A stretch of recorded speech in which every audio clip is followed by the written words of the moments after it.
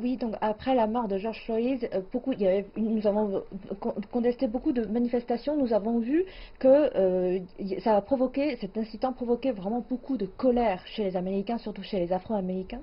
Et très récemment, la statue de Christophe Colomb, donc le navigateur du XVIe siècle, a été retrouvée mardi 9 juin entêtée à Boston. Donc cette statue vandalisée a été retirée de sa base et placée temporairement en entreposage.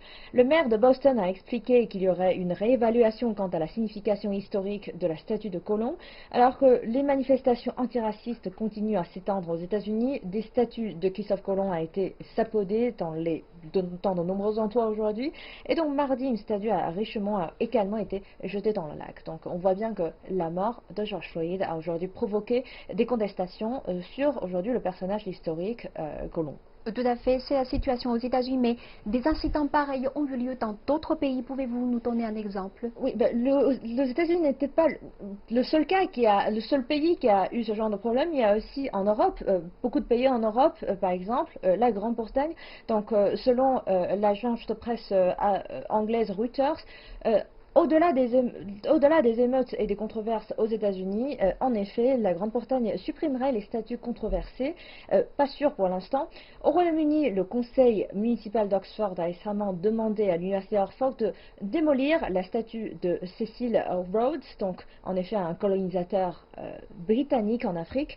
Le jour où l'Afro-Américain George Floyd a été enterré à Houston, donc le maire de Londres a déclaré qu'il mettrait en place un comité chargé de réévaluer l'importance historique de ces statues, des peintures murales, des noms de rues et d'autres monuments à Londres. Le maire a souligné en effet qu'il y avoir d'autres statues de l'époque du règne impérial à éliminer. Donc pour l'instant, on voit bien que du côté officiel, du côté du maire de Londres, c'est plutôt les statues à éliminer. Et donc, comment expliquer cette vague d'élimination des statues dans plusieurs pays? Alors, By Match a sorti une analyse intitulée L'élimination des statues a aujourd'hui une portée symbolique. Pourquoi? Ils ont d'abord remonté un peu dans l'affaire. Les manifestations contre le racisme en provenance des États-Unis se répandent aujourd'hui en Europe et les manifestants ont identifié des contradictions entre les représentants de l'esclavage et du racisme dans l'histoire et le début d'un vent de changement de grande envergure dénonçant le racisme. En particulier au Royaume-Uni et en Belgique, beaucoup ont demandé le renversement ou le retrait de statuts controversés. Dans l'opinion publique, si les manifestations antiracistes favorisent la résolution de certains problèmes laissés par l'histoire, cela aura un impact positif et le renversement de la statue Christophe Colomb portera ainsi une signification symbolique dans la politique et dans l'histoire. Et donc finalement, selon les médias, pourquoi les manifestations antiracistes aux États-Unis ont-elles su provoquer des réactions dans d'autres pays? Alors pourquoi? Parce que c'est une question que partage l'humanité, c'est une question que partage aujourd'hui dans tous les continents dans le monde, donc c'est le racisme. Est-ce que le racisme comment est-ce qu'on peut éradiquer le racisme? Et aujourd'hui, on a certains qui ont comparé le racisme à un virus.